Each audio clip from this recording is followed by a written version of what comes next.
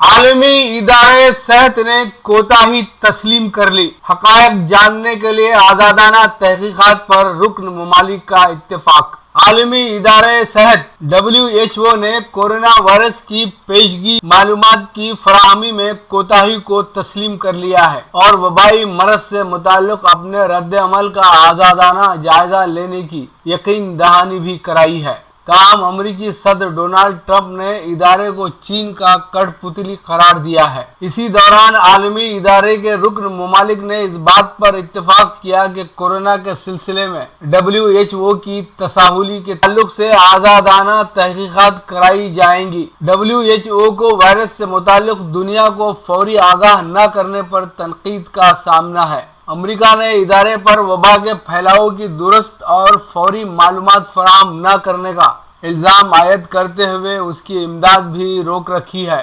WHO کا سالانہ اجلاس ویڈیو لنک کے ذریعے ہوا۔ اس اجلاس کے دوران مختلف ممالک کے سربراہان اور وزرائے صحت نے ادارے کے کردار کو تنقید کا نشانہ بنایا۔ اجلاس میں شریک امریکی وزیر صحت نے کہا کہ ادارہ کورونا سے متعلق معلومات حاصل کرنے اور اس کی فراہمی میں مکمل ناکام رہا ہے، جس کی وجہ سے بڑے پیمانے پر انسانی جانوں کا ضیاع ہوا۔ ان کے مطابق اس وبا کے قابو سے باہر ہونے کی ایک وجہ WHO کی ناکامی ہے۔ جن معلومات کی دنیا کو ضرورت تھی اس کی فراہمی میں یہ ادارہ مکمل ناکام رہا ہے۔ موقع پر یورپی یونین نے ایک قرارداد پیش کی جس میں کورونا کی روک تھام کے لیے بین الاقوامی برادری کا غیر جانبدار، آزادانہ اور جامع جائزہ لینے کا مطالبہ کیا گیا ہے۔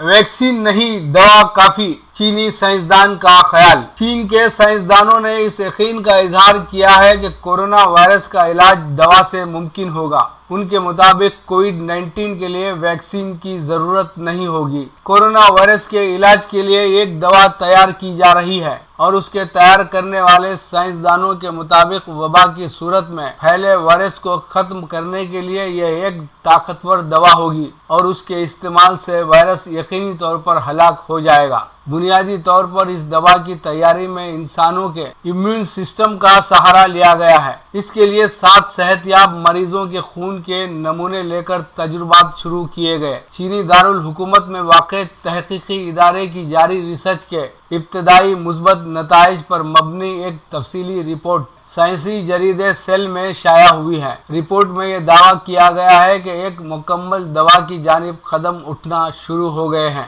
اور جلد ہی دنیا کو اس تناظر میں خوشخبری دی جائے گی۔ محققین پرامید ہیں کہ اس دوا کے استعمال سے مریض کے اندر موجود وائرس اپنے منطقی انجام کو پہنچے گا اور یہی دوا دنیا بھر میں کووڈ کی وبا کے خاتمے کا باعث بنے گی۔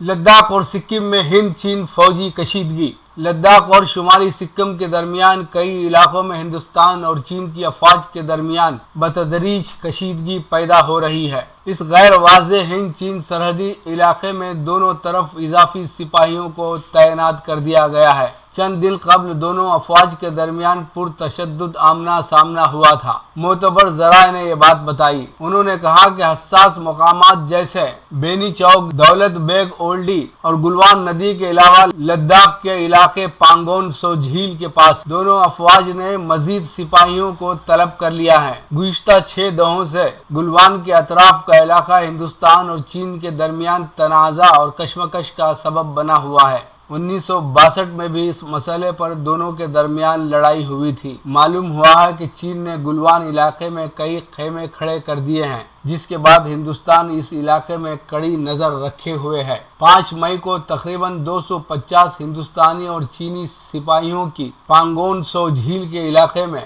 سلاخوں، لاٹھیوں اور سنگ باری کے ساتھ جھڑپ ہوئی تھی۔ جس میں دونوں طرف کے کئی سپاہی زخمی ہوئے تھے۔ ایک علیحدہ واقعے میں 9 مئی کو سکم سیکٹر میں چینی فوجوں اور ہندوستانی سپاہیوں کا سامنا ہوا۔ اس واقعے میں بھی دونوں طرف کے کم از کم 10 سپاہی زخمی ہوئے۔ ہندوستانی فوج یا وزارت خارجہ نے دونوں افواج کے درمیان کشیدگی پر کوئی تبصرہ نہیں کیا ہے۔ وزارت خارجہ نے گزشتہ ہفتے کہا تھا کہ وہ چین کے ساتھ سرحد پر امن اور ہم آہنگی برقرار رکھنے کی پابند ہے۔ وزارت نے کہا تھا کہ اگر سرحد کے تعلق سے مشترکہ نقطہ نظر اختیار کیا جائے تو ایسے واقعات کو ٹالا جا سکتا ہے۔ معلوم ہوا ہے کہ دونوں ملکوں نے تنازع علاقے میں نگرانی کے لیے جارحانہ موقف اختیار کرتے ہوئے شمالی سکم کے کئی علاقوں میں اضافی سپاہیوں کو تعینات کر دیا ہے۔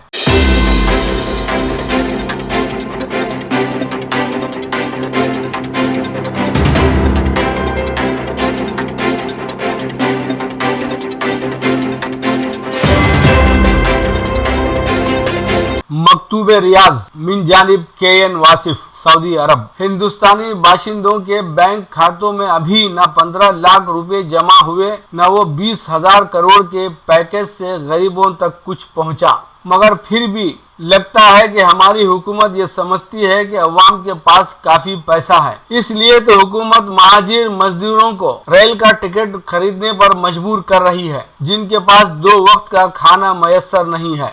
اس میں حکومت کا کوئی قصور بھی نہیں ہے، کیونکہ ہمارا سرکاری یا گودی میڈیا اپنے چینلز پر ان مزدوروں کی حالت زار کی ایک جھلک بھی نہیں دکھاتا۔ لہذا حکومت سمجھتی ہے کہ سب ٹھیک ہے، سب چنگا ہے۔ شاید یہی وجہ ہے کہ ان مہاجر مزدوروں اور یومیہ بنیاد پر کما کر کھانے والے غریب اپنے گھروں میں بھوکے مر رہے ہیں اور مہاجر مزدور سڑکوں کے حوالے ہیں، اور ہمارے بکے ہوئے چینلز اور پالتو اخبار صرف حکومت کی فرضی کامیابیوں کے جھنڈے گاڑنے یا نفرت کے پرچار میں لگے ہیں۔ ادھر لاکھوں ہندوستانی باشندے وطن واپسی کے لیے غیر ملکوں میں بے چین ہیں۔ حکومت نے پہلے ہفتے میں وندے بھارت مشن کے تحت بیرونی ممالک میں پھنسے ہندوستانیوں کو قومی ایئر لائنز ایئر انڈیا کے ذریعے تخلیہ آپریشن کا آغاز کیا، مگر ایئر انڈیا اپنی یہ خدمات پوری طرح کمرشل بنیاد پر پیش کر رہا ہے، جبکہ ان ہنگامی حالات میں اگر مفت نہیں تو کم از کم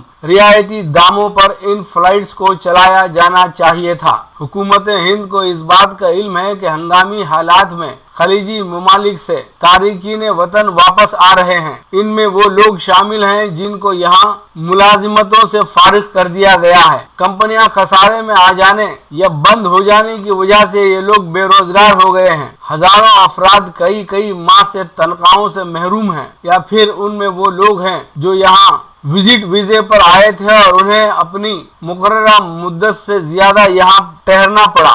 فلائٹس بند ہو جانے سے ان پر اندازے سے زیادہ مالی بوجھ بڑھ گیا ہے۔ یہ لوگ تقریباً خلاش ہو گئے ہیں۔ اب ان پر ایئر ٹکٹ خریدنے اور وطن پہنچ کر کوارنٹائن ہونے کا خرچ بھی پڑ گیا ہے۔ اس طرح یہ لوگ بھی معاشی پریشانی کا شکار ہیں۔ آگے بڑھنے سے قبل ایک نظر ایئر انڈیا کے ہوائی ٹکٹس کی قیمتوں پر ڈال لیتے ہیں۔ ریاض کوڑیکوڈ 900 ریال، ریاض دہلی 1023 ریال، دمام کوچی 850 ریال، جدہ دہلی 1350 ریال، ریاض حیدرآباد 2027 ریال۔ ہندوستان کے مذکورہ شہروں میں ریاض حیدرآباد کا ٹکٹ سب سے مہنگا ہے۔ ایئر ٹکٹ کی قیمت مسافت، ایئرپورٹ چارجز، فیول کا خرچ وغیرہ کو جوڑ کر مقرر کی جاتی ہے۔ ایئر انڈیا کی یہ پروازیں نارمل نہیں بلکہ ہنگامی حالات میں تخلیہ مشن کے تحت چلائی جا رہی ہیں۔ اس بنیاد پر ایئر انڈیا کو چاہیے تھا کہ ایئرپورٹ ہینڈلنگ چارجز وغیرہ میں رعایت حاصل کرتی۔ اگر رعایت بیرونی ممالک سے حاصل نہیں کی جا سکتی تو ہماری قومی ایئر لائنز محکمہ شہری ہوا بازی سے تو رعایت حاصل کر سکتی تھی، جس سے ٹکٹ کے دام کم ہو سکتے تھے۔ دوسری بات، ایئر انڈیا کا حیدرآباد سیکٹر کے ساتھ ہمیشہ سوتیلا سلوک رہا ہے، اس لیے کہ آج تک ایئر انڈیا نے ریاض حیدرآباد کے درمیان راست پرواز نہیں چلائی، جبکہ سعودی ایئر لائنز کی فلائٹ ہفتے میں 3 بار حیدرآباد کے لیے چلتی ہے۔ اس کے علاوہ دیگر کئی ایئر لائنز کی راست پروازیں حیدرآباد آتی ہیں۔ گلف کے سفارت خانوں کے ساتھ لاکھوں ہندوستانی رجسٹرڈ ہیں جو فوری طور پر وطن واپس جانا چاہتے ہیں۔ माह रवा के आखिर में वंदे भारत मिशन का दूसरा मरहला खत्म होगा, लेकिन वतन वापसी के दरखास्त गुजारों की तादाद के लिहाज से अभी और भी फ्लाइट चलानी पड़ेंगी। लिहाजा हमारी कौमी एयरलाइन को अगले मरहलों के टिकट की कीमतों पर नजर सानी करते हुए इनमें कमी लानी चाहिए। लीजिए अब पेश है हमारा प्रोग्राम वक्फे अदब। वक्फे अदब में जनाब मसूद हस्सास को समाअत फरमाएं। आदाब दोस्तों, मैं मसूद हस्सास बात कर रहा हूँ कुवैत से। मैं शुक्रगुजार हूँ वसीला टीवी चैनल का कि उन्होंने मुझे इस लायक समझा। बिला किसी तमहीद के 4 मिसरे अर्ज़ करता हूँ कि रियाजी का प्रोफेसर है, उसका फ़लसफ़ा देखो, जो मुझको 1 देता है तो मुझसे 3 लेता है। मेरा मुहसिन अजब मुहसिन है, उसका मशगला ठहरा, थमाकर हाथ में त्रिशूल रोटी छीन लेता है। मेरा मुहसिन अजब मुहसिन है, उसका मशगला ठहरा, थमाकर हाथ में त्रिशूल रोटी छीन लेता है। 4 मिसरे और देखिएगा कि आदमियत की बका के वास्ते उठें कदम, आदमियत की बका के वास्ते उठें कदम, हो कोई दुश्मन अगर फिर भी सलाम अपनी जगह। आदमियत की बका के वास्ते उठें कदम, हो कोई दुश्मन अगर फिर भी सलाम अपनी जगह। बात रखने का सलीका सीखना भी फ़र्ज़ है, बात रखने का सलीका सीखना भी फ़र्ज़ है। इख्तिलाफ अपनी जगह और एहतराम अपनी जगह। बात रखने का सलीका सीखना भी फ़र्ज़ है, इख्तिलाफ अपनी जगह और एहतराम अपनी जगह। 4 मिसरे इसी तरह के और देखिएगा कि हाँ हकीकत है यही जान पे बनाए अगर, हाँ हकीकत है यही जान पे बन आए अगर, मुफलिसी गैर की ड्योढ़ी पे सुला देती है। हाँ हकीकत है यही जान पे बनाए अगर, मुफलिसी गैर की ड्योढ़ी पे सुला देती है। नासिहा ऐसे में तकवा की नसीहत मत कर, नासिहा ऐसे में तकवा की नसीहत मत कर, भूख इंसान को काफिर भी बना देती है। नासिहा ऐसे में तकवा की नसीहत मत कर, भूख इंसान को काफिर भी बना देती है। 4 मिसरे और देखिएगा कि उजाले हाथ लगें ऐसे दौर के खातिर, उजाले हाथ लगें ऐसे दौर की खातिर, हजार जख्म से खुद को सजाना पड़ता है। और फ़कत चिराग जलाने से रोशनी कैसी, इसे जला के हवा से बचाना पड़ता है, इसे जला के हवा से बचाना पड़ता है।